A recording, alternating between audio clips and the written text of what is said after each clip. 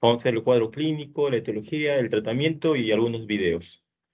Por favor, cualquier pregunta, cualquier duda, en cualquier momento de la conversación pueden hacer las sugerencias o las preguntas necesarias, por favor. Por favor, no se queden con las dudas. Preferible que se queden un minuto a que se queden toda una vida con dudas, por favor. ¿Sí? ¿Estamos todos? ¿Sí? Vamos. Bien. Entonces, el shock. A pesar de los avances en medicina y de los diferentes estudios clínicos que se hacen, un montón de estudios clínicos sobre shock, la mortalidad se mantiene. Esta mortalidad más o menos repercute el 50%. Y la única variable que ha demostrado disminuir la mortalidad, independientemente de las causas, es el reconocimiento y el manejo precoz. Es, en otras palabras, hacer el diagnóstico y tratamiento inmediato. Dime. Salí un rato porque acá cena. ¿Por qué pasó? En cuanto al tratamiento, ¿sabes, no? Sí, pero después, pues, tengo ahorita. ¿Va a salir? No, tengo que entrar. ya, a ver, en cuanto a lo que es ese shock hemorrágico o en este caso llamado shock hipovolémico, el trauma severo es una de las principales causas de estos shock hipovolémicos hemorrágicos. Y el sangrado postraumático no controlado es la principal causa de muerte y sobre todo potencialmente prevenible en las primeras horas. Por eso es que se llama la hora de oro en estos pacientes, sobre todo en pacientes con accidente de tránsito, pacientes con traumas cerrados, con traumas abiertos. Entonces, ya vemos que a pesar de los adelantos científicos, sigue habiendo mortalidades más o menos el 50%, sobre todo en unidad de cuidados intensivos. Se refiere que en países adelantados se han hecho estudios del primer nivel, en la cual en el año hay más o menos 30 millones de cuadros de shock sépticos. Y de estos van a producir una mortalidad más o menos 6 millones. Entonces, es importante reconocer y hacer un manejo adecuado. Pero, ¿qué es el shock? Es la hipoperfusión tisular.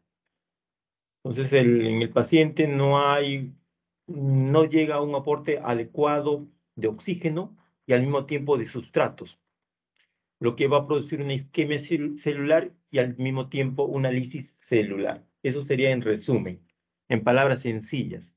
Esta hipoperfusión que va a producir una pérdida de aportes de oxígeno y sustratos. Esto va a llegar a una isquemia tisular y por lo tanto va a haber una lisis celular. Cuando hablamos de shock, hay un parámetro importante, es la presión.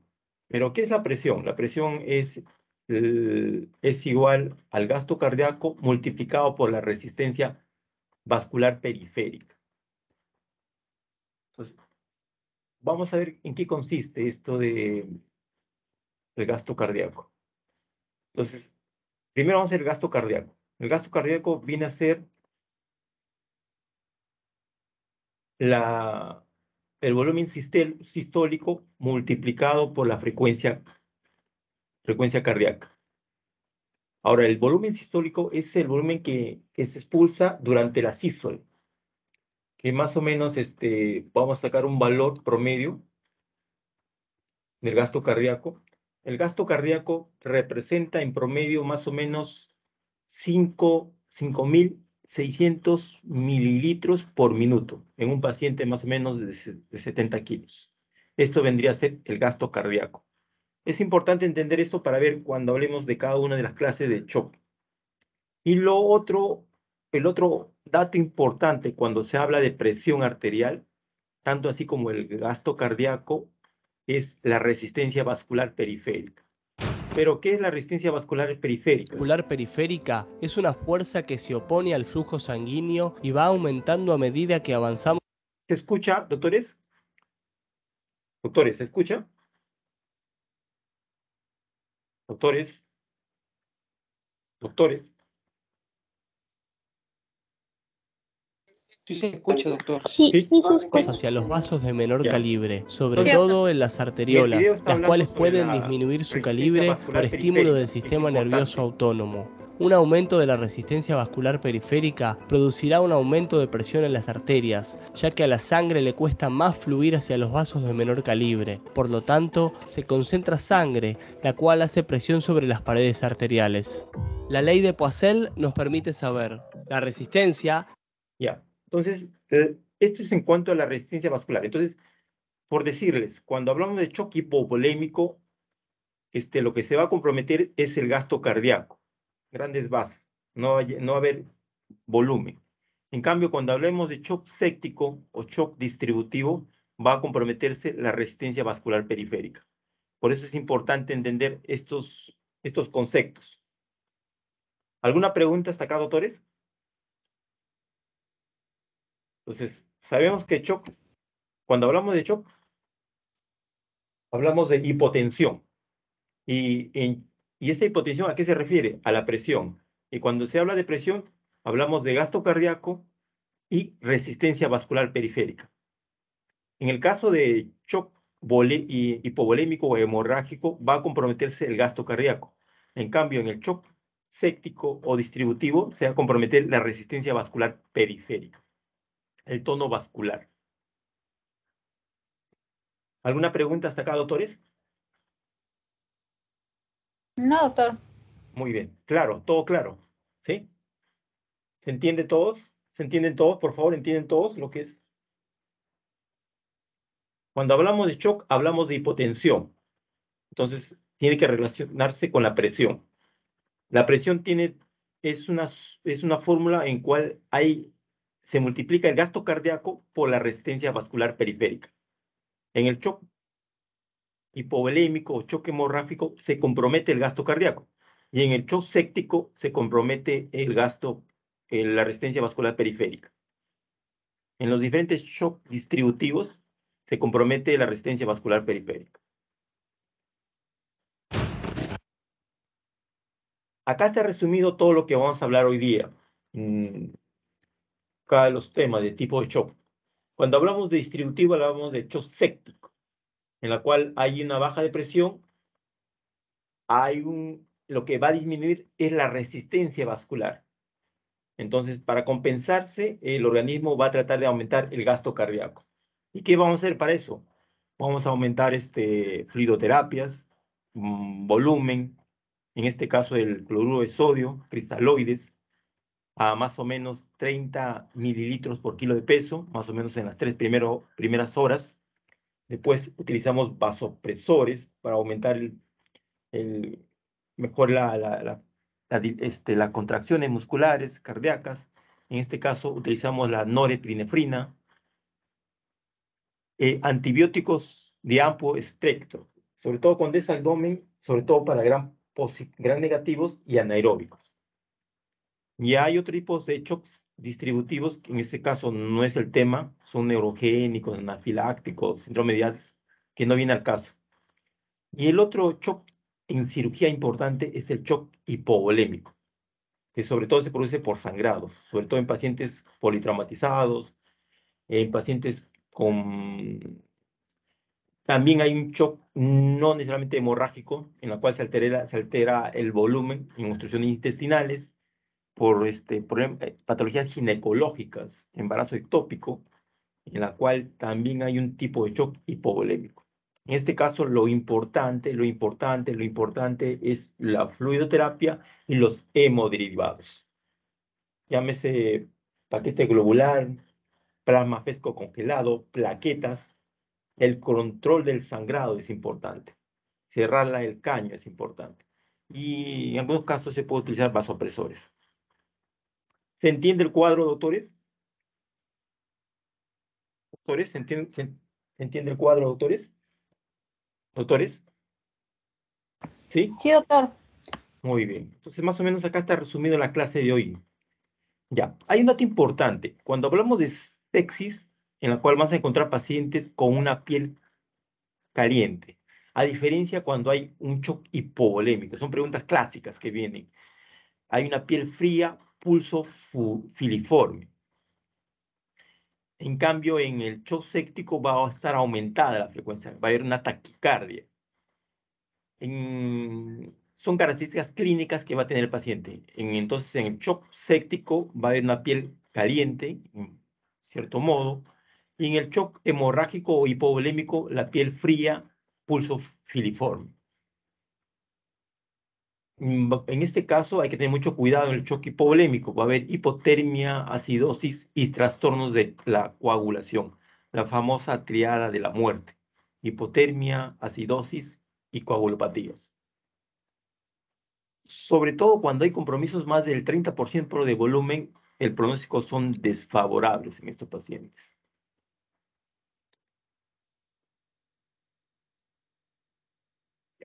En este cuadrito vamos a resumir más o menos también la fisiopatología. Tenemos diferentes causas de abdomen, de infecciones en cirugía, pues un abdomen agudo infeccioso, llámese una peritonitis; abdomen agudo traumático, llámese un traumatismo abdominal cerrado; abdomen agudo obstructivo por bridas adherencias, una hernia complicada, un vólvulo de sigmoides; y abdómenes agudos vasculares, una isquemia mesentérica, un aneurisma de aorta. Entonces, estas son las patologías más frecuentes de abdomen agudo quirúrgico. Entonces, en un primer momento, estos van a producir una respuesta inflamatoria localizada. Es el caso del apéndice, un ejemplo típico. Pero ¿qué pasa? Que cuando esto ya progresa, ya no va a ser no va a haber una respuesta inflamatoria localizada, sino va a haber sistémica. En este caso va a haber una infección.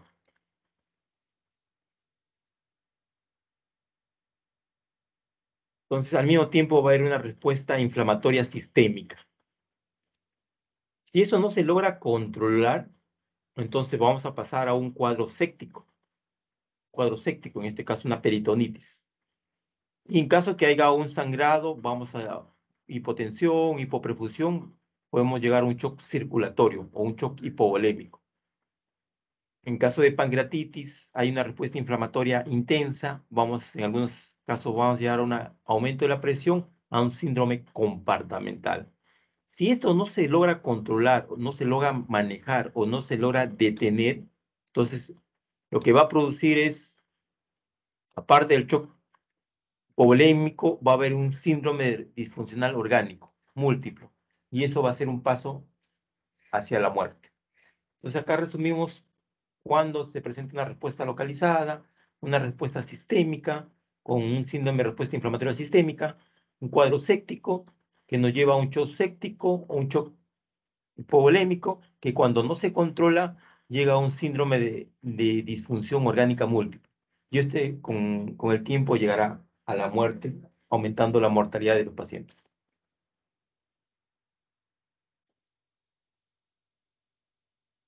¿Alguna pregunta hasta acá, doctores? ¿Alguna duda? ¿Doctores? ¿Alguna pregunta?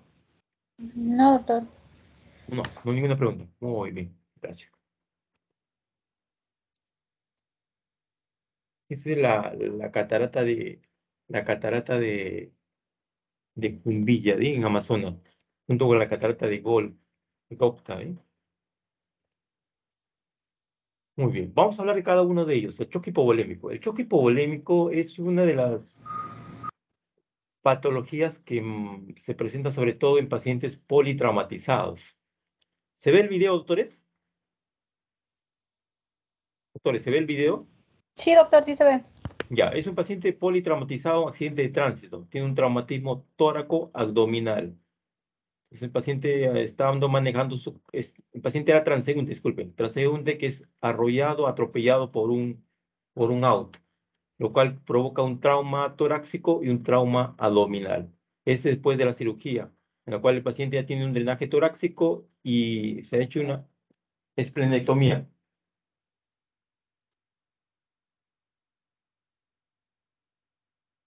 Las principales causas de esto son Los accidentes de tránsito, las caídas, las contusiones. En algunos momentos también puede ser por traumatismo, por arma blanca, arma de fuego. Las principales causas de shock hipovolémico. Va a haber un compromiso sobre todo de grandes vasos o también de órganos sólidos, llámese hígado, vaso.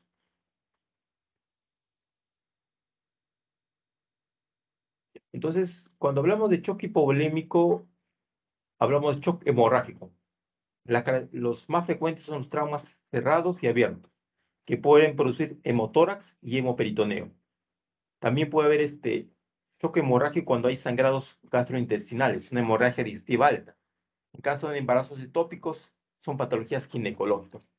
Lo que no son hemorrágicos, pueden producir shock hipovolémico, pueden ser pacientes con obstruidos, en la cual hacen un tercer espacio, hacen un abdomen distendido, hay difusión de líquido hacia la luz intestinal y hacia la cavidad, sobre todo en obstrucciones intestinales, pancreatitis y cirrosis.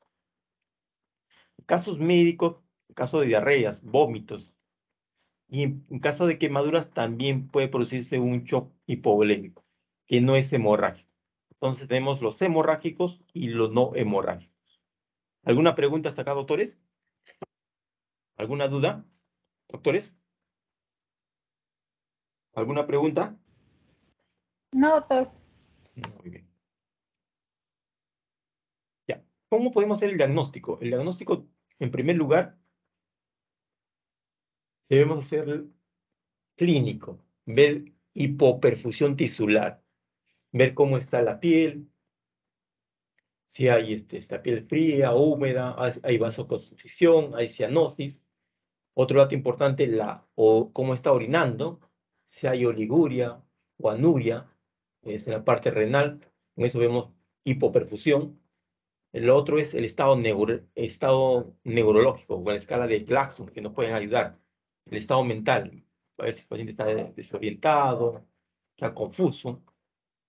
Un dato importante, la diuresis debe ser 0,5 mililitros por kilo por hora.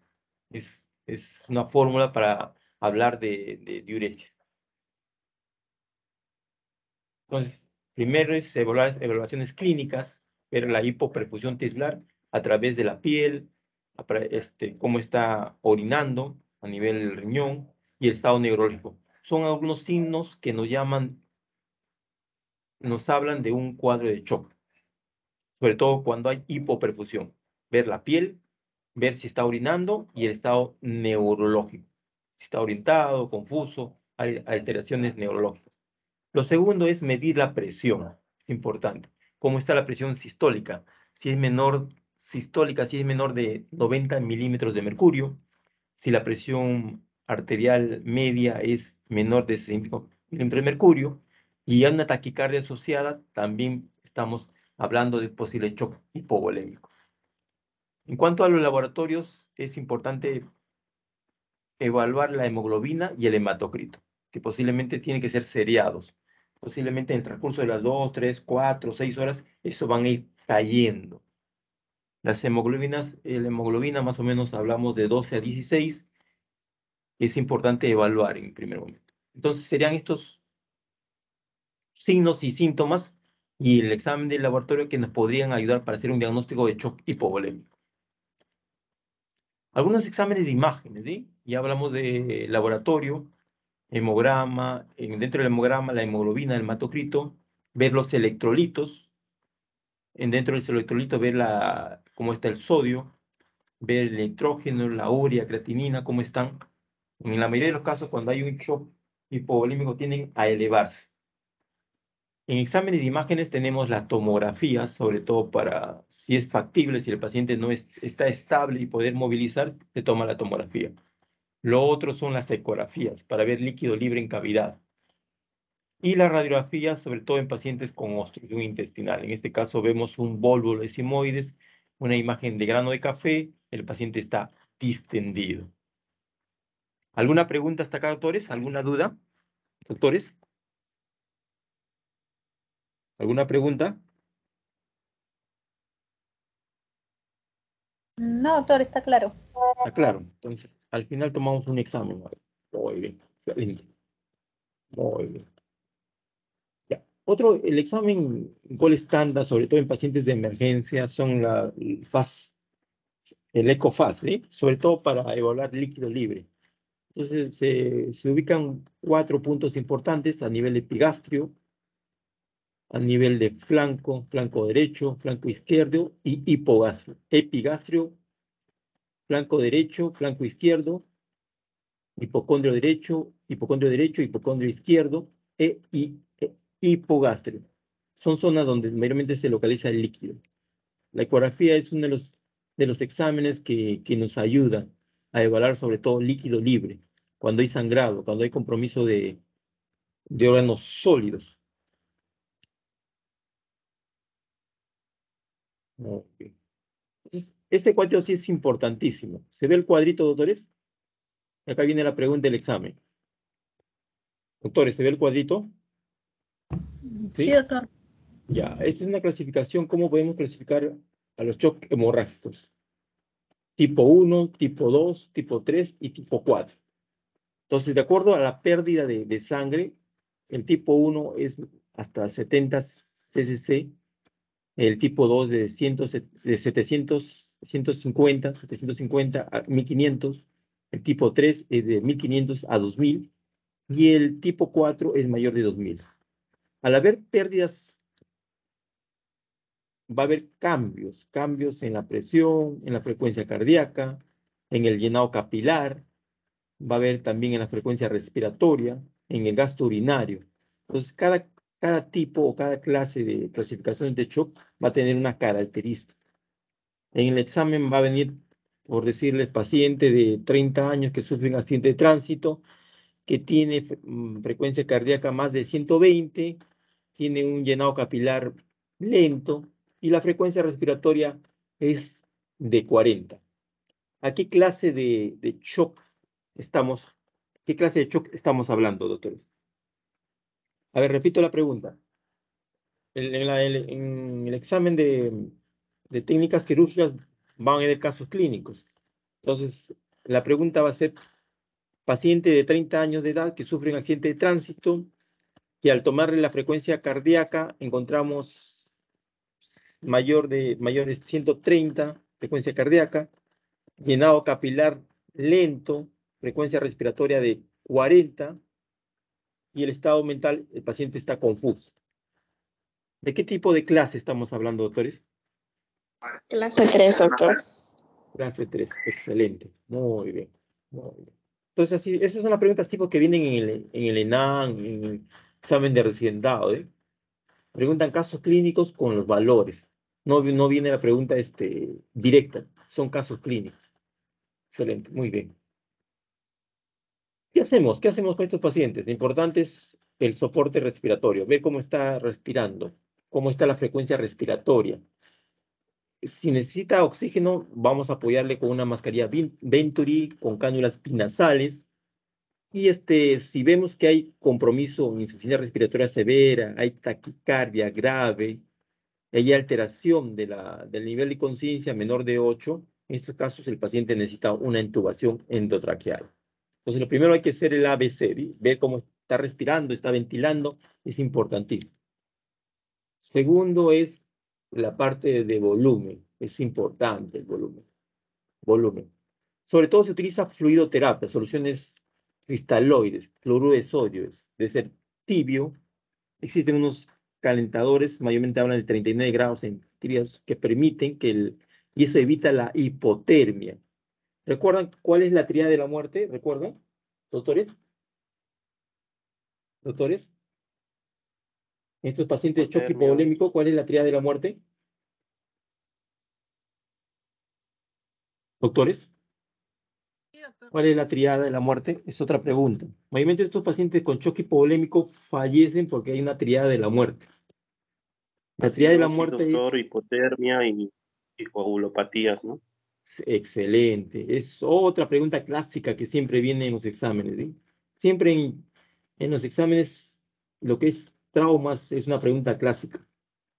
Si ustedes revisan el MIR, revisan exámenes de residentado, siempre hay una pregunta. No es, en algunos casos no es todos los años, pero a veces dejando un año se presentan, ¿sí? Y como ahora tenemos un montón de exámenes, llámese CONAREM, llámese internado, llámese Exsalud, llámese recientado, y si quieren ir al extranjero, llámese MIR. Entonces las preguntas son tipos. Muy bien, doctor. Ya. Estos tipos de soluzoides se recomienda utilizar en una primera instancia 1 litro y ver la respuesta. En niños se recomienda 20 mililitros por kilo de peso, especialmente en niños que tengan menor a 40 kilos. Y hay que observar la respuesta. ¿Qué respuesta? Si mejoró la orina, si mejoró el pulso, si ya no está cianótico, bajó la taquicardia, mejoró la respuesta respiratoria. Entonces son valores que van a ver respuesta a la indicación de fluidoterapia. Hemoderivados, especialmente cuando hablamos de pacientes con sangrado localizado, ubicado, y cuando hay hemoglobina por debajo de 7 miligramos por decilitro. En este caso es un sangrado activo, en el cual se recomienda pasar plaquetas, plasma fresco y paquetes globulares, que serían los hemoderivados. Cuando hablamos de hemoderivados, se habla de transfusión, plaquetas, paquetes globulares y plasma frescos. Es importante cuando hacemos fluidoterapia observar la respuesta del paciente durante la administración de los fluidos. Pasamos el litro y si el paciente no hay un sangrado copioso, no es una clase 2, disculpen, una clase 3 o 4, posiblemente el paciente va a mejorar y el sangrado se está limitando. ¿Alguna pregunta hasta acá, doctores? ¿Alguna duda? Por favor. ¿Alguna pregunta, doctores? ¿Alguna duda? Doctores, doctores, ¿alguna pregunta? No, doctor. Ya, entonces no se olviden, estos pacientes, lo primero es fluidoterapia. Se trata de compensar y vemos si se controla. En caso que no se controla, posiblemente estemos hablando de un sangrado activo. En el sangrado activo, entonces lo primero que hay que estar pensando en hemoderivados. Muy bien. Ya. La respuesta del paciente a la reanimación de fluidos iniciales es clave para determinar la terapia siguiente. La respuesta rápida, cuando pasamos fluidoterapia, va a haber una respuesta rápida, una respuesta transitoria y no va a haber una respuesta. Entonces, el problema es cuando no hay una respuesta o la respuesta es transitoria. Entonces, en la mayoría de los casos, estamos hablando de pérdidas moderadas o severas. Entonces, en estos casos hay que estar pensando posiblemente la necesidad de transfundir paquetes globulares, plasma fresco, paquetes globulares, plaquetas, y al mismo tiempo hay que estar pensando que posiblemente necesita un tipo de cirugía. Hay que comunicar al cirujano para que reevalúe estos pacientes. Entonces, de acuerdo a la respuesta de los líquidos, hay que ver la posibilidad quirúrgica y el manejo subsiguiente de esos pacientes. ¿Cuánto pasar? En promedio, más o menos 1 litro. Muy bien. El objetivo principal de esta transfusión es, sobre todo, mejorar o restablecer la capacidad de transporte de oxígeno intravascular. Es importante pruebas cruzadas en estos pacientes.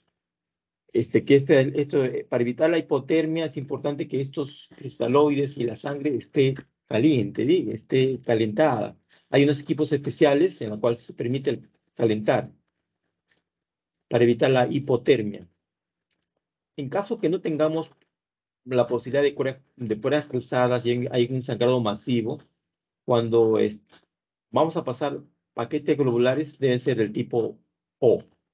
Cuando es plasma AB, y cuando hablamos de pacientes mujeres en edad fértil, que sean RH negativo. ¿Alguien me puede decir por qué sería RH negativo?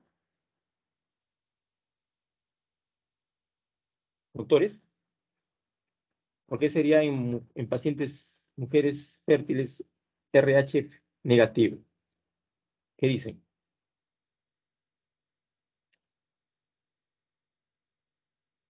doctores.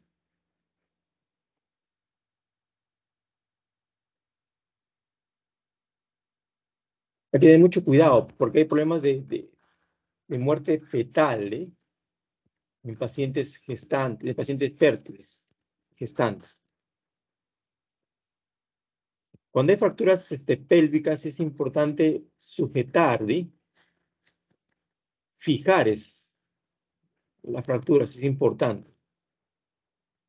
Ya, entonces, para resumir, en el manejo es importante el ABC, una oxigenación y una ventilación adecuada. Es importante, en algunos casos, posición de Trendelenburg.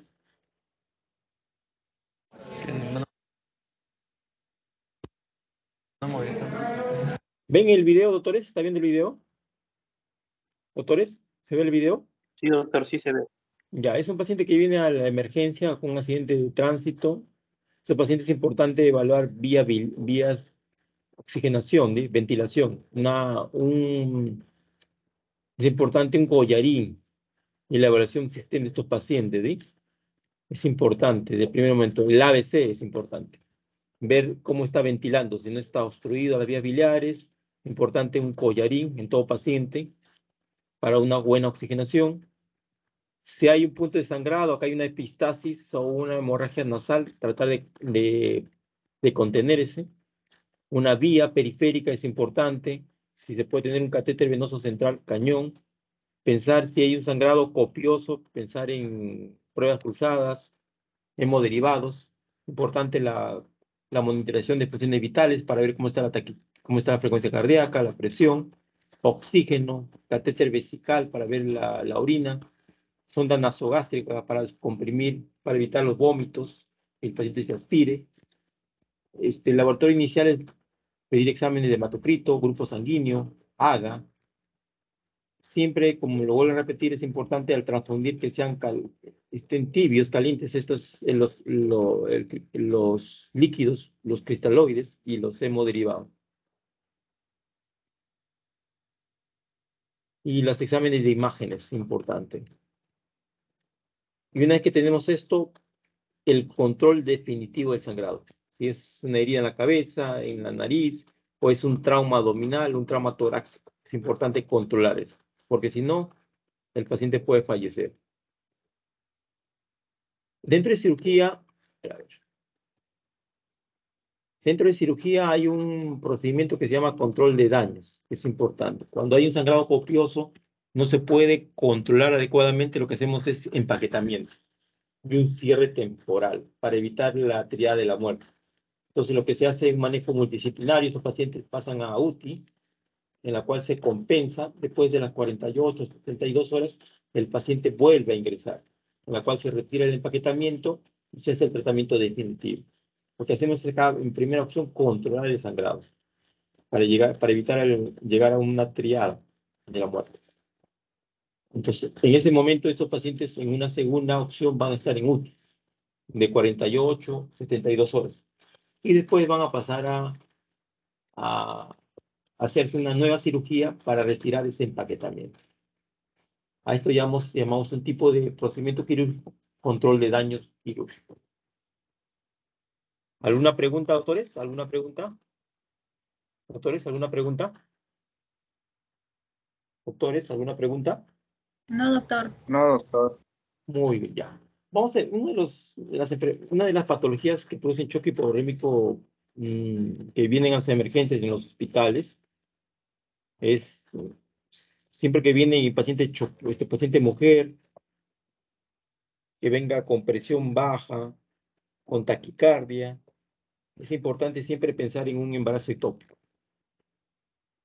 Entonces es importante, si es un embarazo, cerrar el caño y transfundir. ¿Se ve el video, doctores? Doctores, ¿se ve el video? Sí, se ve, doctor. Ya.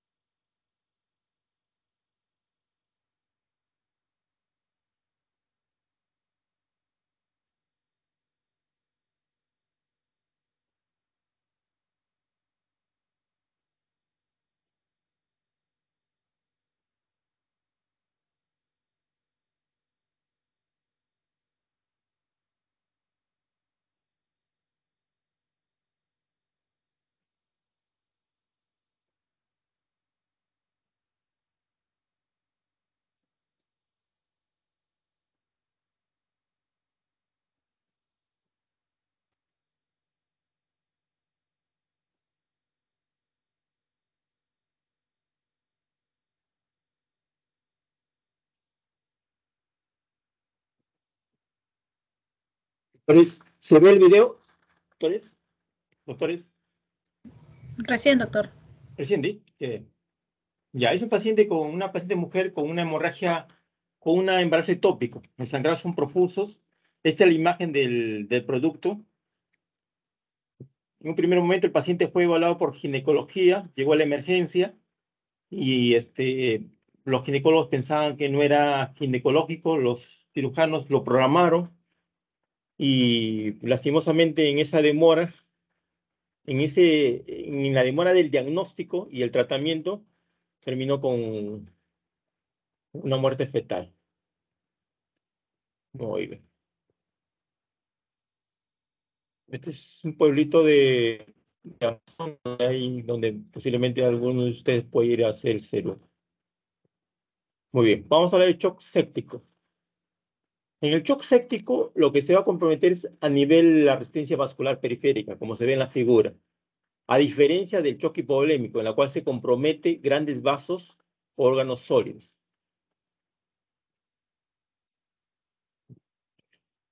Ya. Este artículo nos habla de que se reconoce como la sepsis como una prioridad mundial, según la OMS. Nos hablan de más o menos 30 millones de pacientes que hacen sepsis. Y estos pacientes posiblemente en el transcurso de ese tiempo va a ocasionar una mortalidad de 6 millones.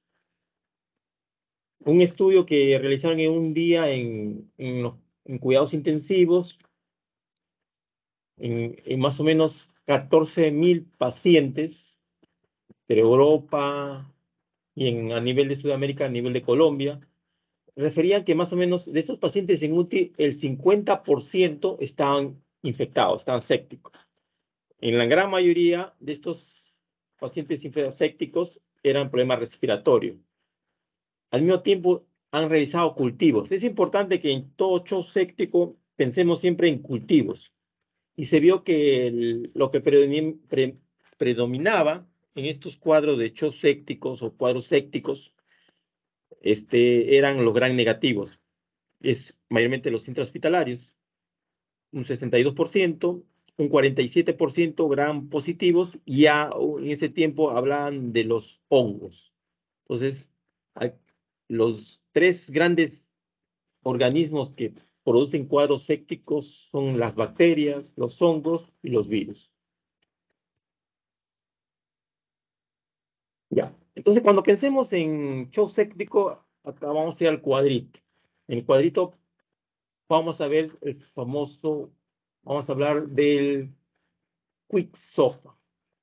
El quick SOFA es una forma de hacer diagnóstico simple, en la cual solo tenemos que saber cuánta es la frecuencia respiratoria, ver la alteración del sensorio. ¿Cómo evaluarían ustedes la alteración del sensorio? Doctores, ¿cómo evaluarían la alteración de los sensorios? ¿Con qué examen? Doctores, ¿con qué examen evaluarían la alteración de los sensorios? ¿Doctor? Glaso, muy bien, excelente. Entonces, no se olviden, cada vez que vayan al Serum, estén internados, una forma práctica y excelente de ver, de evaluar el sensorio es con el glaso. Muy bien, doctor, muy bien. Y aparte, doctor, también, muy bien. Y aparte, las pupilas, ver si están midriáticas o mióticas. Excelente. No se olviden, cuando somos internos, a veces nos olvidamos al evaluar. No se olviden, es importante. Todo paciente que viene a la emergencia o cuando estén en el serum o estén en el internado, lo primero que tienen que hacer es el ABC. ABC. Y al mismo tiempo, la escala de Glasgow, ¿sí? Y ver pupilas. Y con eso han hecho bastante. Sobre todo, no se olviden, en pacientes con shock, el diagnóstico es importantísimo. Es importantísimo para hacer un tratamiento. Muy bien. Y la presión arterial sistólica. Entonces, el quick SOFA es un parámetro, un esquema en el cual es fácil de evaluar. No necesitamos mucha logística. Entonces, tranquilamente esto lo podemos utilizar realizarlo en el serum, en el internado, donde estemos, ¿sí? Si tiene más de dos valores de estos puntos, estamos pensando en un cuadro séptico. Y al mismo tiempo hacemos el SOFA. Ya, el SOFA cambia. En este caso sí necesitamos algunos exámenes de laboratorio, ¿sí? ¿Qué mira el SOFA? El escala SOFA, ¿qué mira? Mira la parte respiratoria, ve la parte de coagulación, ve lo que es hígado, ve cardiovascular, ve sistema nervioso central y renal. Pero en estos, como le mencionaba, sí es necesario examen de laboratorio. En cambio, en el quiz SOFA, no. Es clínico, es clínico. Recuerden que al hacer un diagnóstico, casi el 60% de 60 al 70% es clínico. Un buen examen, una buena historia clínica, un buen examen clínico es vital para poder realizar esto. Muy bien. Cuando hablamos de respiración, tendremos que ver la presión arterial de oxígeno sobre la fracción de oxígeno inspirado. Para esto tendríamos que tomarle un AGA, es vital. Y de acuerdo a los valores que podemos clasificar y darle un puntaje. En cuanto a coagulación, tenemos que ver las plaquetas. Los valores de las plaquetas, en promedio, ¿en cuánto está, doctores? ¿Se acuerdan? ¿Cuáles son los valores de las plaquetas? ¿Recuerdan, doctores? ¿Alguien recuerda, doctor? ¿Doctores, recuerda los valores de las plaquetas?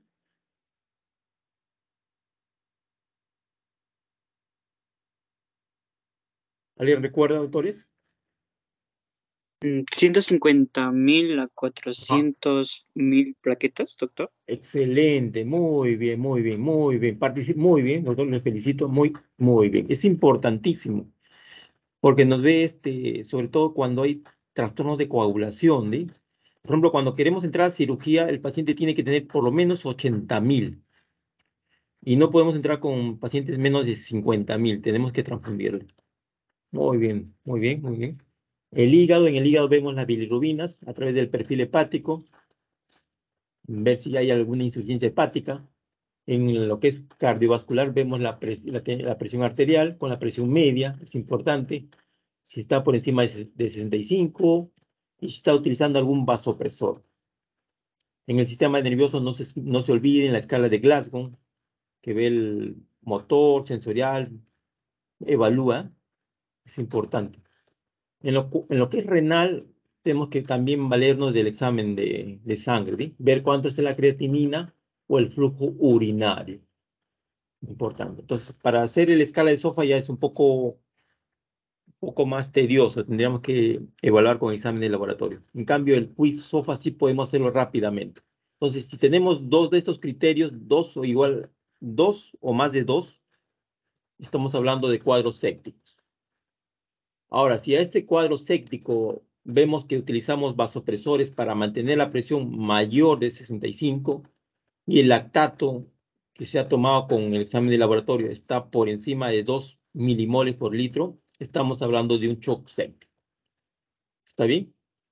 Si tenemos valores más de 2 igual o más de 2 valores de este quiz SOFA, estamos hablando de sepsis.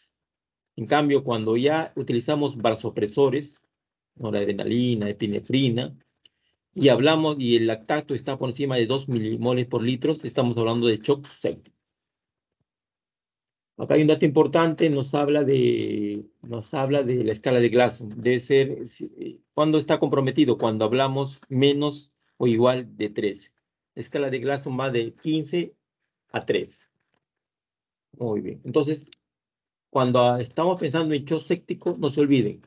El quiz SOFA, el SOFA, escala de Glasgow, es importante para poder determinar si estamos en un cuadro de sepsis. ¿Alguna pregunta hasta acá, doctores? ¿Alguna duda, doctores? ¿Alguna duda? ¿Todo claro? Doctores, ¿todo claro? Sí, doctor. Muy bien.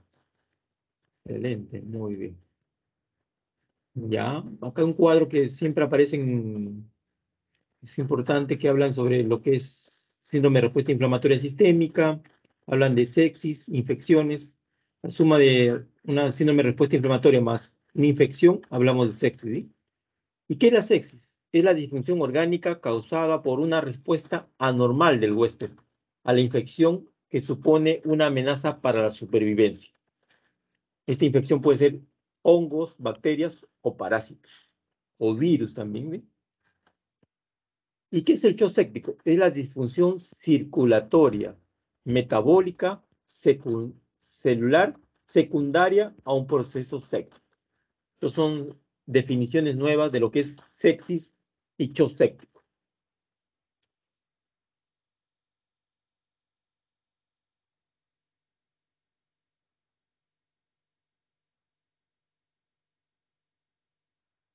Entonces, en el shock séptico se origina una vasodilatación marcada a nivel de la microcirculación, a nivel de la resistencia vascular periférica. Va a haber una respuesta inflamatoria a los microorganismos y a las toxinas. Va a haber una hipotensión inducida por la sepsis, que en caso de hay una respuesta a fluidos, estamos hablando de cuadros sépticos. Pero si esta hipotensión persiste y necesita vasopresores y hay un lactato mayor o igual a 2, estamos hablando ya de un shock séptico.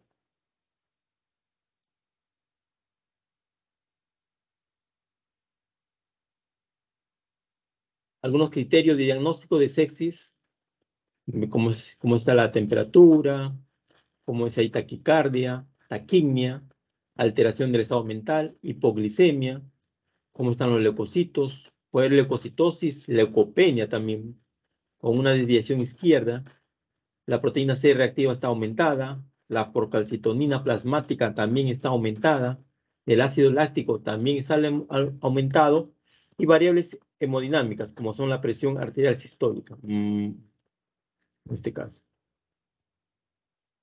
Acá sería menor de 90 milímetros de mercurio. Factores de riesgo en estos pacientes: la edad, pacientes portadores de sondas, pacientes hospitalizados, pacientes inmunodeprimidos, pacientes con ingresos recientes a los hospitales y se realizó algún procedimiento. Son factores de riesgo en pacientes, son factores, criterio diagnóstico y factores de riesgo del paciente. Algunas causas de shock séptico. Las más comunes son la peritonitis, los accesos intraabdominales, como se muestra en la foto. La peritonitis puede ser localizadas o generalizadas. Puede ser por causas sépticas o asépticas. Pueden ser de origen primario, secundario o terciario. Según la evolución, pueden ser agudas o crónicas. Ejemplo de la crónica es la TBC. Las causas más frecuentes de peritonitis tenemos la apendicitis, los pacientes posoperados, dehiscencia de Muñoz, alguna perforación, colecitis, diverticulitis, perforación de colon, perforación gastrodenal, perforaciones intestinales, complicaciones de pancreatitis, que podrían ser algunas causas de peritonitis, que podrían llevar a un cuadro de shock séptico. ¿Alguna pregunta hasta acá, doctores? ¿Alguna duda, por favor?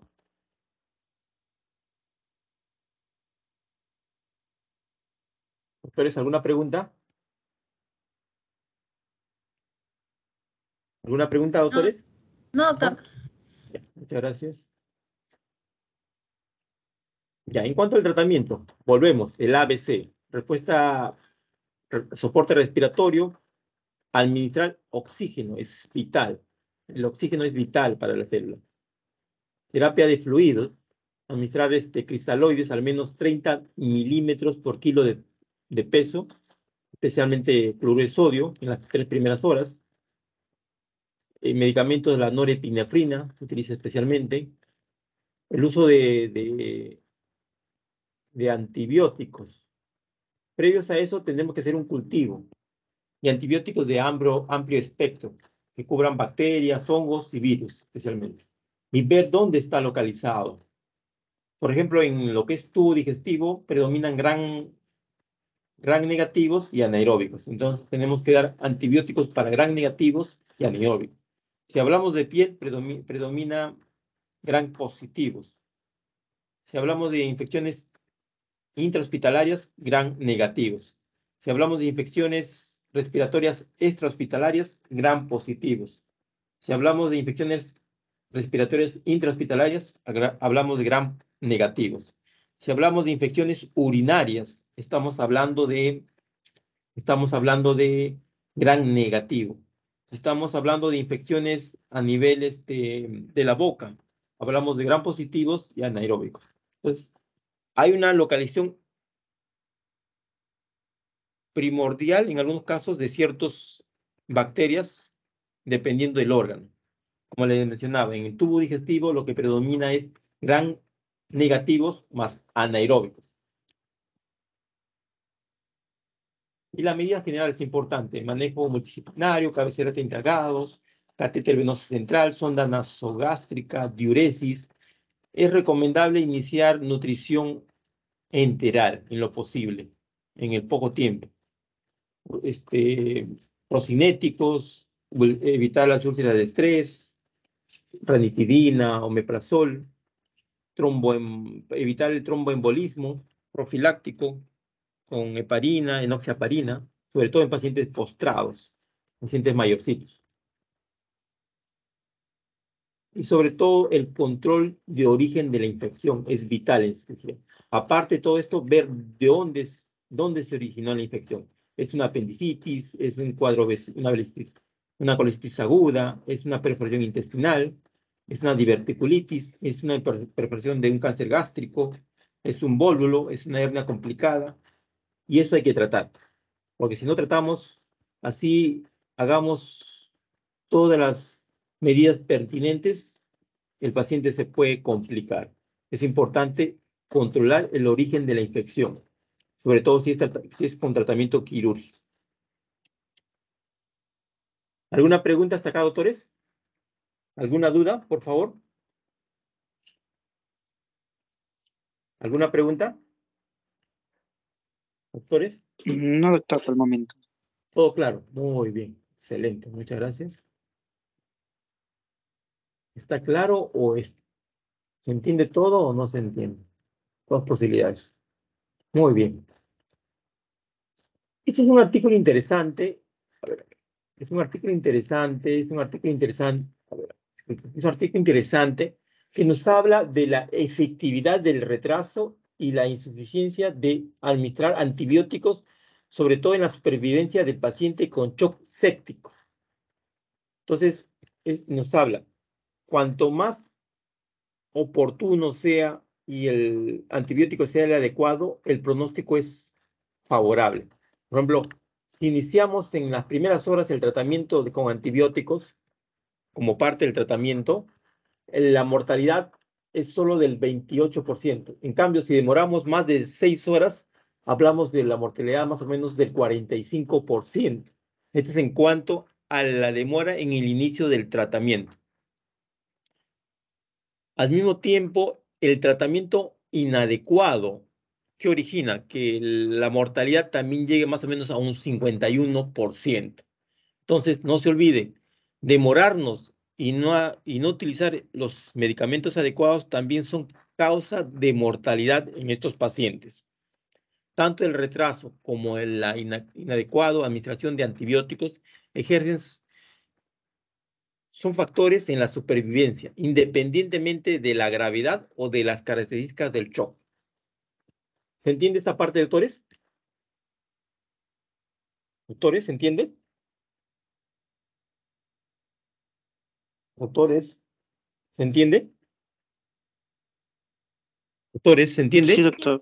Ya, por ejemplo, Sí, si hay una doctor. infección urinaria, en orina, ¿de qué estamos hablando? ¿Gram positivos o gram negativos? ¿Qué dicen, doctores? ¿De qué estamos hablando? ¿Gram positivos o gram negativos? Negativo, doctor. Excelente, doctora, muy bien. Entonces, para gram negativo tenemos las quinolonas, especialmente ciprofloxacina, norfloxacina. Tenemos los aminoglucósidos, la amicacina, la gentamicina, ¿sí? Y cefalopurina de tercera generación, llámese cetrazona, que serían los medicamentos adecuados que debíamos iniciar en las primeras horas. En cambio, si por ahí nos aparece y le damos metronidazol, que no tendría la razón de ser, porque metronidazol es especialmente para parásitos y para anaeróbicos.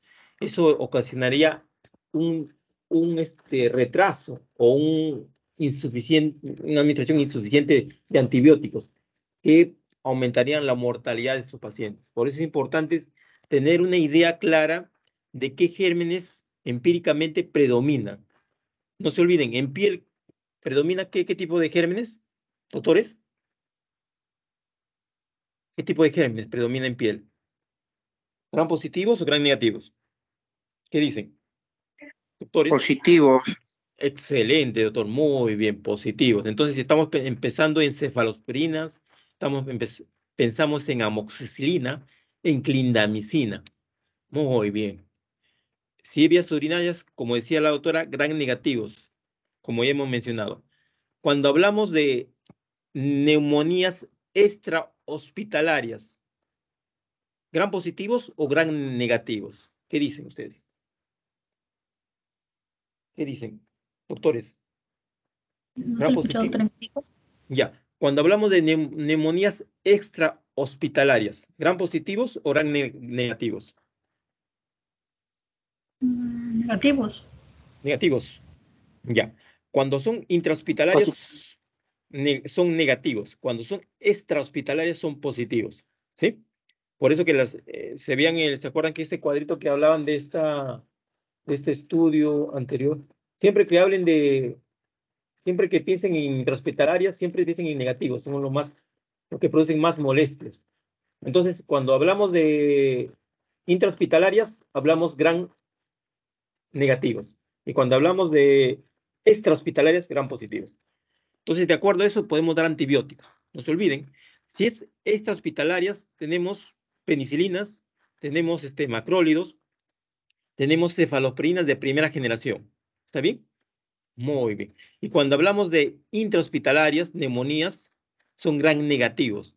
Entonces, hablamos de cefalosporinas de tercera, hablamos de aminoglucósidos, hablamos de quinolonas. Luego, en quinolonas tenemos la ciprofloxacina, la norfloxacina, la levofloxacina. Es importantísimo eso. En medicina hay dos pilares importantes, el manejo de antibióticos y el manejo de analgésicos y antipiréticos. No se olviden. Eso va a ser para toda su vida hasta que se mueran. Siempre van a recetar antibióticos y analgésicos. Sean cirujanos, sean neumólogos, sean pediatras, sean patólogos, porque de repente viene un familiar y le dice, estoy con tos, estoy con fiebre, ¿qué medicamentos puedo tomar? Es importante. Muy bien. Y cuando hablamos de tubo digestivo, hablamos gran positivo, gran negativos y anaeróbicos. ¿Está bien? ¿Estamos de acuerdo, doctores? Doctores. Sí, doctor. Excelente, doctora. Muy bien, muy bien. Están atentos. Muy bien. No se están durmiendo, me parece muy bien. Ya. Una vez que ya hemos hecho hemos hecho el manejo, soporte respiratorio, terapia de fluidos, medicamentos de vasoactivos. Mira, acá es importante los vasoactivos, a diferencia en el hipovolémico. El primero eran los fluidoterapias y los hemoderivados. Los antibióticos antimicrobianos también es importante, a diferencia de los hemorrágicos, no había mucho de antimicrobianos, ¿sí? Y la medida general es para ambos. Entonces, ese es el manejo para cuadros sépticos. Ya, entonces, una vez que hemos manejado esto y pensamos que hay un foco séptico que debe ser manejado quirúrgicamente, se propone el tratamiento de emergencia, las medidas quirúrgicas. Entonces pueden ser laparoscópicas o laparatomía, dependiendo de la patología. Sobre todo para el drenaje de ese foco séptico. Es importante en las primeras 6 horas, dependiendo.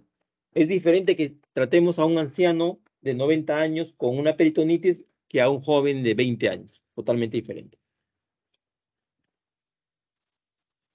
Muy bien. Ya, ¿se ve la diapositiva, doctores? Ya terminamos, estamos terminando ya. ¿Se ve la diapositiva, doctores? Se ve una imagen, doctor. Excelente, muy bien. Una Entonces, apéndice. ya, vamos a hacer. Entonces, una peritonitis en la cual se hace una cirugía, están haciendo una cirugía laparoscópica por una peritonitis. Esta es la imagen del paciente postoperado. Acá está la pus. ¿Se ve el video, doctores? ¿Se ve? ¿Doctores? Sí, doctor. Muy bien, Sí doctores. se aprecia. Muy bien, muchas gracias. Muy bien, entonces una cirugía laparoscópica, se están poniendo los trócares, comienza a poner los trócares, es importante la aspiración del líquido purulento. Muy bien. Ya, mire, si está en los 4 cuadrantes, ¿qué tipo de peritonitis será? Doctores, ¿qué tipo de peritonitis será? Si está en los 4 cuadrantes. Está generalizado. Generalizado. Muy bien, doctor. Excelente. No me van a quedar mal, ¿ah? Yo también soy de la Villarreal, ¿ah? No me van a quedar mal, ¿ah? Doctores, no me van a quedar mal. Ya, entonces una peritonitis generalizada, están aspirando toda la pus, están aspirando toda la pus, están en los cuadrantes. Ya, muy bien, vamos a correr un poquito ya se coloca otro trocar suprapúbico y se comienza a localizar, en este caso es una apendicitis. Ya, entonces se ubica el apéndice, se despega un plastrón apendicular. Si es un plastrón, sería una apendicitis complicada. ¿Qué dicen ustedes? ¿Es complicada? Doctores. Sí, doctor. Muy bien. Entonces hablamos de una apendicitis complicada. ¿Qué ha mencionado? Una peritonitis localizada o generalizada. ¿Qué dicen? ¿Localizada o generalizada esta peritonitis? Doctores, doctores, Generalizado, doctor. generalizada. Muy bien, doctora, muy bien. Sacó la cara por lo de la viral. Muy bien, muy bien. Entonces ahí está ubicando el apéndice, está aspirando. Es una apendicitis perforada, ¿eh? Es uno de los estadios de la apendicitis. Las apendicitis puede ser congestiva, supurada, congestivas, necrosadas y perforadas. En este caso es perforada. Están haciendo la aspiración, están retirando el plastrón, que es importante. Ese es el apéndice. El apéndice está disecando, retirándose el apéndice.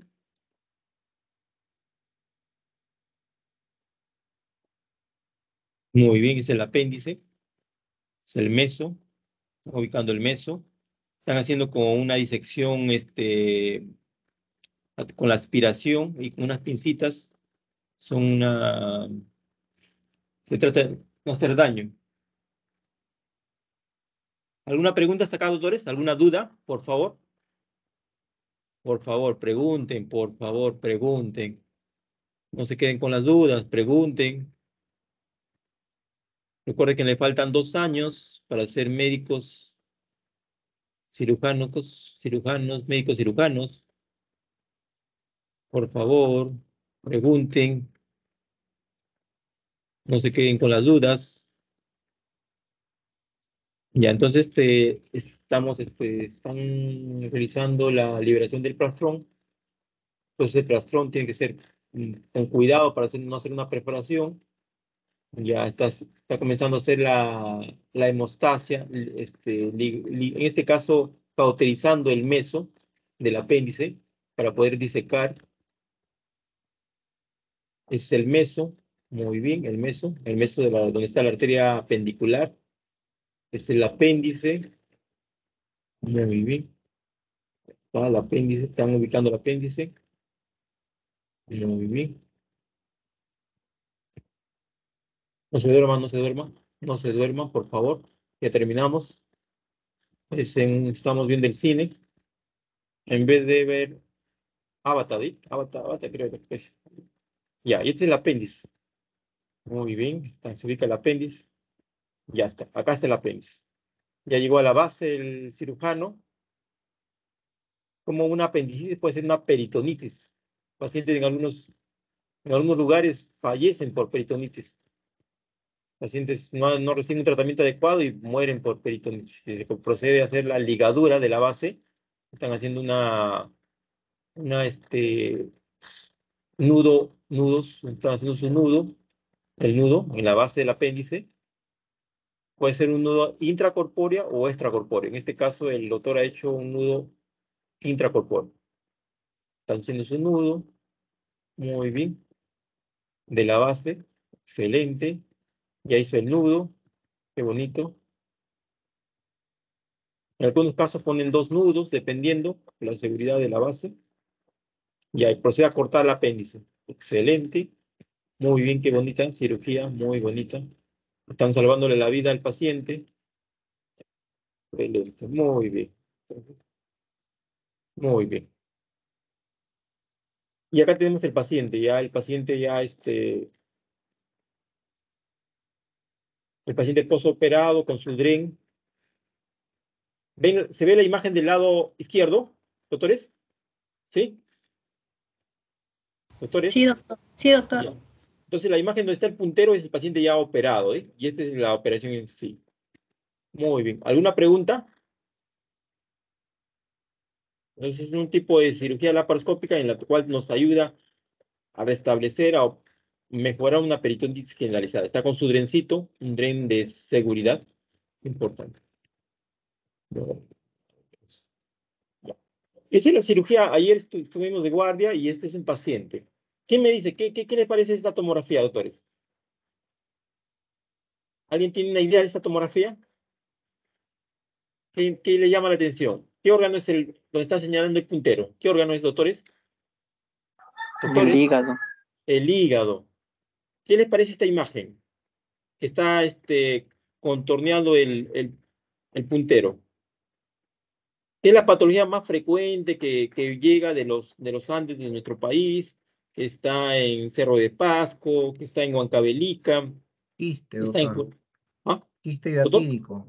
Muy bien, Quiste. doctor. Muy bien. Muy bien, doctor. Felicitaciones. Muy bien. Entonces, una paciente que fue derivada de Huancavelica el día de ayer, este, por un quiste complicado. El tórax le hizo un drenaje. No tengo las fotos, pero en este caso lo hemos puesto por nosotros, ¿sí? Entonces, estaba séptica la paciente, estaba entubada. Y este es el video de ayer. Este sí es un video caliente. Ya, se está procediendo a abrir el hígado. Esta es parte del hígado. Miren, miren, miren, ¿qué está saliendo? ¿Qué les parece? Es un acceso hepático. Es un acceso hepático, ¿sí? O sea, este quiste hidático se ha complicado. Debe salir un color cristal de roca, pero se ha complicado, ¿no? Ha hecho una cavidad en el hígado. Está procediendo a la apertura de esta cavidad.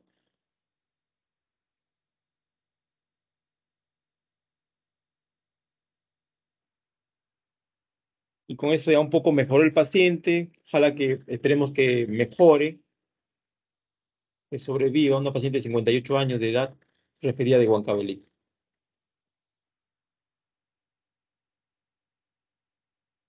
Ese no es un quiste, es un quiste complicado, ¿eh? Un acceso hepático. Una causa de shock sépticos también. Ahí está la cavidad, ¿eh? Muy bien. Muy bien. ¿Alguna pregunta hasta acá, doctores? ¿Alguna pregunta? ¿Doctores? ¿Alguna pregunta? No, ¿Doctores? doctor. No, ¿Ninguno? doctor. Está No, claro. doctor. Ya. No me van a quedar mal, ¿ah? No me van a quedar mal, ¿ah? Parecen ustedes de la otra Villarreal, ¿no? Ya, vamos. Vamos. Ya. Es un cuadrito importante que siempre trato de esquematizar, que no es el tema, pero siempre para que no se olviden de lo que es trauma, ¿eh? Trauma abdominal, el trauma abdominal puede ser un trauma abdominal abierto, puede ser cerrado. El abierto puede ser por arma blanca, arma de fuego. El cerrado puede ser por golpe, contusiones. Cuando es abierto por arma blanca, el paciente si está estable, hay que observarlo. Pasa a observación, su tomografía. Si está inestable o está perforado, ahí cambia la cosa. Ahí cambia la cosa. Igualmente, paciente, un trauma cerrado, contuso, por accidente de tránsito mayormente, si está hemodinámicamente estable, ¿a qué llamamos hemodinámicamente estable, doctores? ¿A qué llamamos, doctores? ¿A qué llamamos? Doctores, ¿a qué llamamos? ¿Cuándo está estable, hablamos? Doctores, Cuando los valores son normales, doctor, tanto de la vitales. presión sanguínea como la frecuencia cardíaca. Muy bien, doctora, muy bien. Excelente. Sacó la cara por usted por la vía real. Muy bien, doctora. Felicitaciones. Ya, entonces, cuando está estable, podemos hacerle tomografía. Cuando está inestable, solo ecofaz y observar. Ecografías, si está estable, ecografías cada 6 horas, 8 horas, para igual, porque se puede descompensar. ¿Eh? Ya. ¿Qué pasa? Si es abierto y arma de juego, si es abierto, arma blanca, y está inestable o encontramos una perforación o una evisceración, ya estamos hablando de otra cosa. En caso de contuso o cerrado y vemos inestabilidad o encontramos neumoperitoneo, ¿cómo encontramos neumoperitoneo, doctores? ¿Con qué examen de imágenes? Doctores, ¿con qué examen de imágenes encontramos neumoperitoneo? Doctores,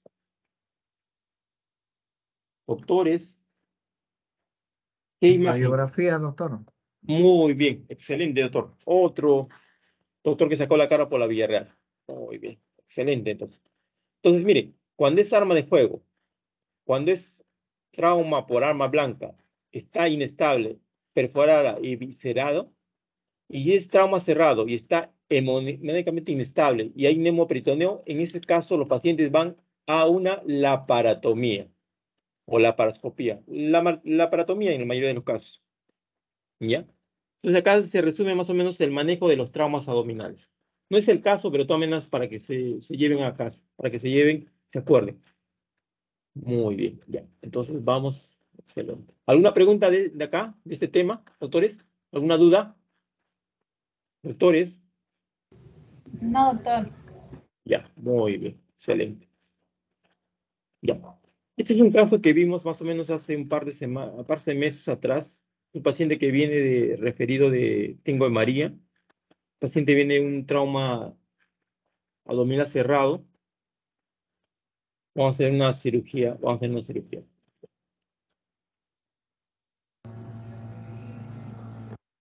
Ya, a ver, el que adivina qué es, 20. Vamos a hablar con el doctor Arévalo para que en práctica le ponga 20. Al menos en la nota que yo lo pongo 20. Ya, es una laparotomía. El paciente es un paciente varón de 26 años de edad que viene con un hipotenso, viene 70, 60 de frecuencia cardíaca, no de presión, disculpen, frecuencia cardíaca 120, está pálido, hay reacción peritoneal, ha sufrido un accidente de tránsito, ha sido atropellada por un camión, se ha hecho una laparotomía.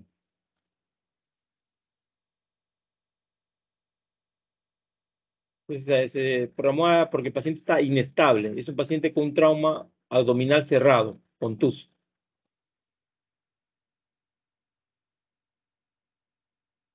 Se está operando en el hospital donde trabajamos, se está haciendo una cirugía de emergencia para tratar de salvarle la vida a este paciente porque está chocado, un shock hemorrágico. Ese es un choque hemorrágico. A diferencia del Trauma de otro que era un vaso. choque. ¿Ah? Doctor, Parece dígame. un trauma de vaso, parece. Trauma de vasos. Muy bien. Doctor, ¿cuál es su apellido? Para no olvidarme. Tello Colmenares. Muy bien, doctor. Excelente. Un trauma de. Se realizó una esplenectomía en este paciente. Un trauma de vaso. Muy bien, doctor. Felicitaciones. Muy bien. Entonces, una de las causas más frecuentes, pregunta se menciona es trauma de vaso, paciente con contusos, paciente con traumas cerrados o contusos, uno de los órganos frecuentes en lesionarse son el vaso, sobre todo cuando hay fractura. Cuando hay fractura, sobre todo, cuando hay fractura. Fracturas costales, sobre todo en las fracturas costales a nivel de la costilla izquierda, ¿sí? Muy bien, entonces, a ver. Acá está la imagen, este es el paciente. Aparte de la lesión que se muestra a nivel del hipocondrio y flanco izquierdo, tenía un drenaje torácico. Y esta es la imagen de la muestra patológica, ¿sí? Hay un trauma de vaso, como dice el doctor. Muy bien. Entonces, en resumen, es importante en estos pacientes actuar porque si no el paciente va a fallecer. Entonces, como se decía en el inicio, es importante un diagnóstico y un tratamiento oportuno. Son vitales. En cualquier tipo de shock es importante el diagnóstico oportuno y el tratamiento adecuado. Un diagnóstico oportuno con una buena evaluación y el tratamiento. Acá el tiempo es vital. El tiempo es vital. Imagínense que estamos viendo a un paciente y ese paciente es una persona especial. Entonces, hay que pensar en ese paciente. Entonces, el tiempo es vital. El tiempo es vital. Si dejamos este sangrado, el paciente se muere. Un choque moral. Entonces, en todo lo que es shock, el tiempo es importante. El tiempo es vital. Muchas gracias. Muchas gracias, doctores. Muchas gracias. ¿Alguna pregunta? ¿Alguna pregunta, doctores? Doctores. No, todo está claro. Ya, listo. Ya, ¿hay la exposición o...? Doctores, Sí, doctor, a mi grupo le toca exponer. excelente, Voy a doctora. proyectar. No, ya, doctorita, muchas gracias.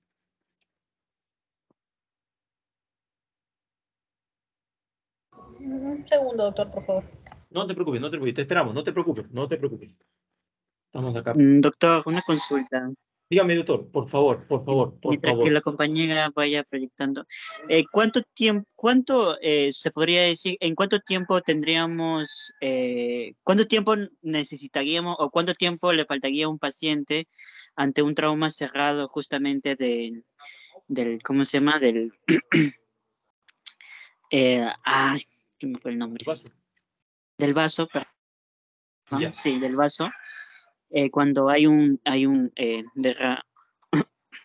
por una caída debido a un traumatismo cerrado. Mire, en pacientes hay que tener mucho cuidado en el vaso porque el vaso no es como el hígado. Se dice que los factores de coagulación en el hígado son más nobles, ¿sí? Ante una laceración, el hígado trata con sus factores de coagulación a compensarse. En cambio, en el vaso, a veces ese coágulo al movimiento vuelve a sangrar y ahí es donde fallece el paciente. Entonces, en estos pacientes es importante ver las funciones vitales. Primero, mecanismo de acción es importantísimo. Nunca se olvide. Cuando vayan al SERUM, cuando estén en el internado, primero pregunte, ¿qué fue? ¿El paciente está cruzando atropellado? ¿El paciente se cayó de 5 pisos? ¿O el paciente se resbaló? Entonces, lo importante es ver el mecanismo de acción. Es vital eso. Segundo, el tiempo que ha transcurrido. Tercero, ver las funciones vitales. ¿Cómo está la presión? ¿Cómo está la frecuencia cardíaca? Si vemos que ese paciente está hipotenso, está menos de 90, 70, la frecuencia sistólica, está taquicárdico, está pálido, posiblemente el pronóstico sea desfavorable. La idea es actuar, ¿sí? El tiempo es oro, en otras palabras. Entonces, en cambio, si vemos un paciente que ha sufrido, se ha resbalado, se ha caído y las funciones vitales están estables y por ahí podemos tomarle una ecografía y vemos poco líquido, entonces hay que tener, en ese paciente nos puede esperar. Entonces, un paciente que, primero ver el mecanismo de acción, caída de 5 pisos, atropellado por una cúster, por ejemplo, en la cual las funciones vitales están alteradas y por ahí le tomamos una ecografía y hablamos de 4 litros en cavidad, ese paciente tiene que ser operado sí o sí, si no se muere. Entonces, el tiempo ahí es minutos, es oro, es oro. El otro caso es un paciente que se tropezó y se ha golpeado. Tomamos una ecografía y solo encontramos 10 de líquido libre en cavidad. Las funciones vitales están 120-60, la frecuencia cardíaca está 70, el hematocrito está en 40, el hemoglobina está en 14. En ese paciente sería controles ecográficos, ¿sí? Su medio interno está estable. Entonces, la respuesta sería multifactorial. Hay que evaluar todos los factores. Mecanismo de acción, cómo están las funciones vitales. Si tenemos una ecografía en el centro de salud o en el hospital, ver cuánto de líquido hay. Es diferente que sea 10 cc a que sea 2 litros. Y si es posible tomarle una tomografía, que en la mayoría de los casos no es posible. ¿Por qué? porque para tomar una tomografía tenemos que trasladar al paciente, y eso de trasladar puede descompensar al paciente. Entonces, si fuera factible, para tener una idea clara del compromiso, ¿sí? Actualmente las tomografías son el gol estándar sobre todo en los traumas, ¿sí? Y pueden identificar el tipo de lesión, el estadiaje de lesión del vaso, que es vital. Es vital. Entonces, la pregunta es si el traumatismo es un traumatismo 5, 4 de vaso, el tratamiento quirúrgico tiene que ser inmediato. Si no, el paciente se muere. Es Gracias, importante. doctor. Justo mi pregunta, disculpe porque me Sí. extienda. No, Justo está bien, doctor. mi pregunta era por ello, porque en la guardia que realizamos justamente con el doctor Álvarez, si no me equivoco, en el hospital ¿cómo se llama el hospital? Bueno, en el guardia que hicimos el domingo hace poco, con unos compañeros, justamente vino un paciente aparente de 35 a 40 años aproximadamente. El paciente vino hemodinámicamente estable, o sea, estaba con sus signos vitales bien, frecuencia respiratoria también bien, no presentaba ningún problema cardíaca tampoco, su presión arterial también estaba bien, pero después de 1 hora y media, el paciente tuvo una inestabilidad hemodinámica, empezó a tener taquicardia, empezó a ser pálido, se empezó a volver pálido y de ahí entró en paro cardiorrespiratorio y el paciente falleció lamentablemente. Sí, por Ahora, eso, la miren, causa no se sabe, no mira, se supo en ese, ¿no? claro, debe ser un compromiso de algún vaso importante. Miren, como dice el doctor, es importante, cada vez que vean un trauma, no... En cirugía hay un aforismo, no hay enemigo chico. Como decía el doctor, miren, ese paciente aparentemente llegó estable, ¿sí? Ahora, ¿por qué llegó estable? Pues posiblemente estaba con sus sueros, está compensando aparentemente, pero como no se ubicó el foco de sangrado o no se identificó a tiempo, eso originó que siga sangrando y fallezca. Posiblemente ha sido un gran vaso o un órgano, puede ser una aorta, una vena cava o un vaso que haya lesionado casi más del 80%. Entonces la recomendación es la siguiente: cada vez que tengan un paciente ustedes, cada vez que tengan un paciente que llegue, sobre todo en el serum, y vean que el paciente tiene un traumatismo, no pequen en exceso, o sea, traten disculpen, en exceso, hay que pecar en exceso. Funciones vitales, con una hoja monitoreo, si hay hematocrito, tomarle hematocrito, y si ven que algo está yendo mal, inmediatamente referirlo, porque puede ser que se nos escape y pase lo que nos menciona el doctor, ¿sí? Por eso, doctores, recuerden, las funciones vitales, los exámenes de laboratorio básicos son importantes. A veces no, el escala de Glasgow, las pupilas, son datos clínicos que nos van a ayudar a hacer un diagnóstico. Y recuerden, al menos en cirugía no hay enemigo chico. Todos en cualquier momento se pueden complicar. Entonces, un buen ejemplo que nos da el doctor, si ven un paciente politraumatizado, en la cual hay cambios, primero hay que hacerle un monitoreo cada hora, cada 2 horas, hasta que se estabilizca y hasta que veamos cuál es la causa del sangrado. Si no llegamos a eso, tenemos que seguir monitorizando. La recomendación es monitorizar, observar funciones vitales. Ahí poner una hojita en la cabecera del paciente, presión, frecuencia cardíaca, presión, frecuencia cardíaca. Porque eso es saber cómo se va a ir en el tiempo. A las 2 horas, 3 horas, puede ir bajando o se va a compensar. Es una recomendación que les doy. No se confíen, sobre todo en el serum. No se confíen. No se confíen. O en el internado, cuando llega a las 2 de la mañana un borrachito y dice, no, está borrachito. Lo dejan ahí y a las 2 horas el borrachito ya está fallecido.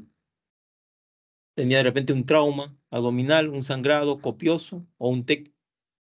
No se confíen, ¿eh? No se confíen mucho. Las pancreatitis también hay que tener mucho cuidado, el dolor intenso en esos pacientes.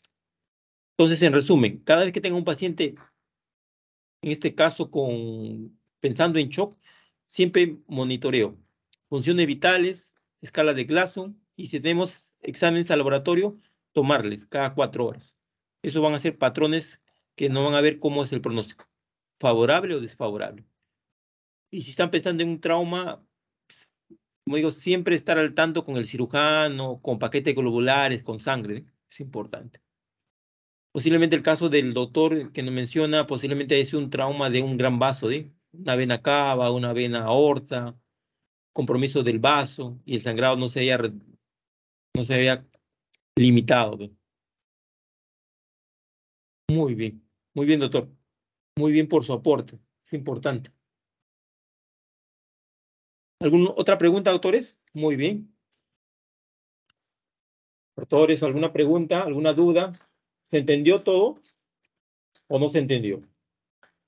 Yo que es una pregunta clásica, que siempre viene en medicina, viene en cirugía, viene en ginecología también, el shock. El embarazo ectópico es, este caso que le menciono, siempre me acuerdo porque el ginecólogo se pasó de soberbio. Decía que no era ginecológico, una paciente mujer con que la fecha de última regla no estaba muy clara. No, decía, no es ginecológico, y al final era ginecológico. Este caso sí me acuerdo bastante, por eso lo tomamos una foto, para acordarnos siempre del caso y no olvidarnos. Muy bien. ¿Alguna otra pregunta, autores? Autores, ¿alguna otra pregunta?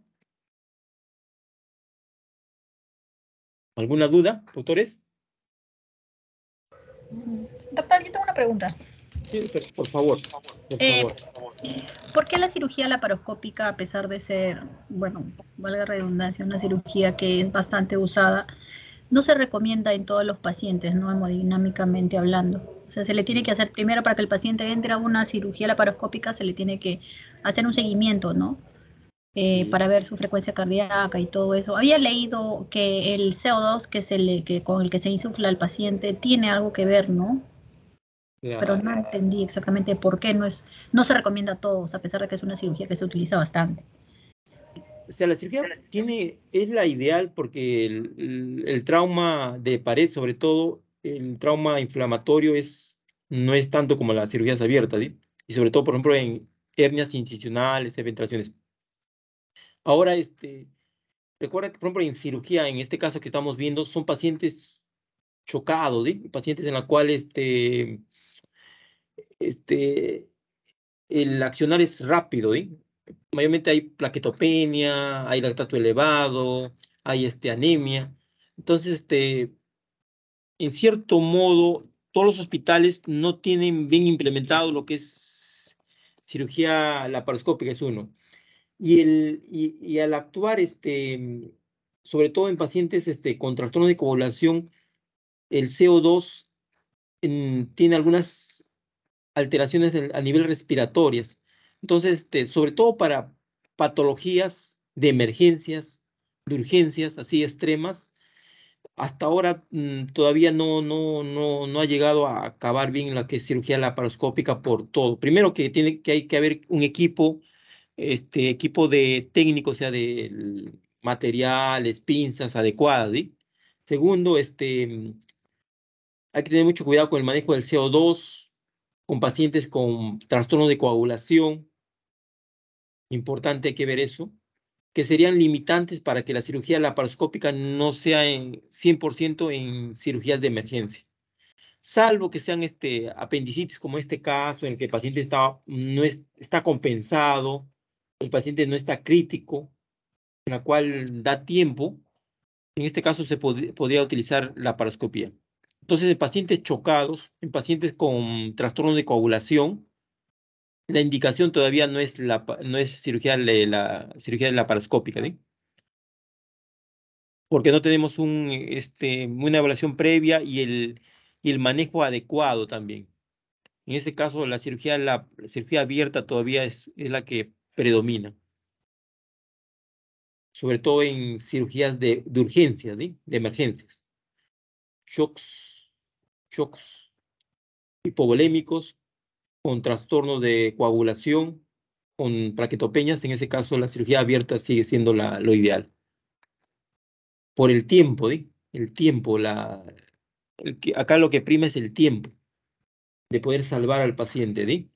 Y en la gran mayoría lo que hacemos es, acá hay una imagen de repente que es importante, de la que, a ver, esto, el control de daño. En la mayoría de los casos a veces hacemos control de daño, ¿sí? Acá. Ya, en la mayoría de los casos cuando hay sangrado copioso, lo que hacemos es control de daño. No podemos hacer más. Estabilizamos al paciente y después lo ponemos a una segunda cirugía. Lo que no se podría hacer en una cirugía laparoscópica, en cierto modo. Se llama control de daño, ¿sí? Cuando el sangrado es copioso, hablando de shock hemorrágico, ¿sí? Profuso. Entonces, en pacientes chocados, en pacientes con trastorno de coagulación, en pacientes hemodinámicamente inestables, la cirugía abierta sigue siendo la indicada por el tiempo, por la rapidez del actuar más que todo. ¿Se entendió esa parte, doctora? Por favor. Sí, sí, doctor. Sí, doctor. Ya. Conforme mejoren los materiales de cirugía laparoscópica y la destreza del cirujano, en algunos casos va a ir reemplazando.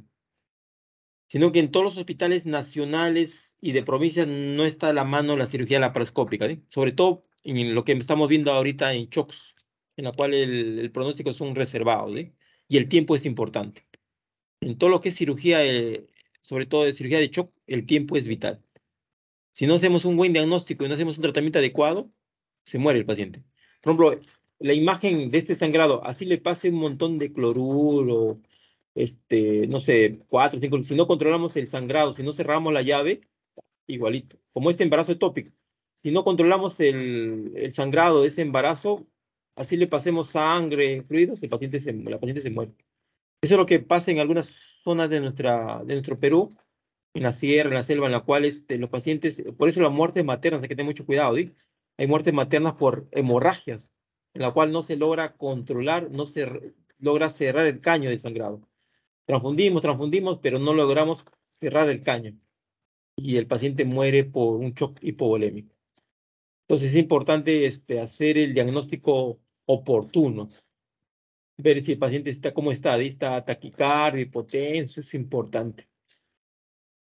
Es importante, no se olviden, a pesar de los avances, es importante reconocer y el manejo adecuado del shock, es importante. Si piensas que está chocado, está con shock, hasta que no demuestre lo contrario, manéjalo como shock.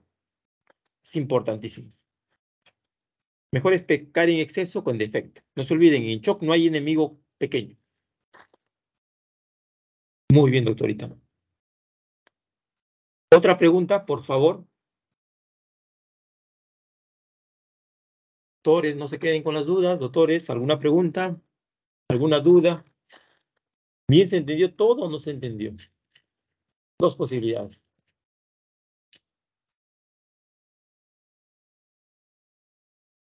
No se olviden del SOFA, el quiz SOFA es importante. No se olviden del quiz SOFA, es importante en estos pacientes. En pacientes con shock séptico. No se olviden del SOFA. El quiz SOFA, doctor. Frecuencia respiratoria, alteración del sensorio, presión arterial sistólica.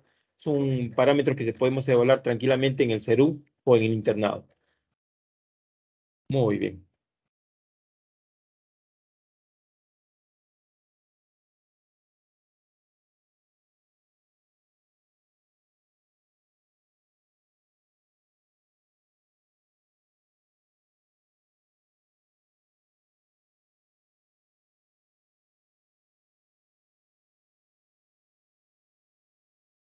Muy bien. Me pasan la voz ya para empezar con el seminario, por favor.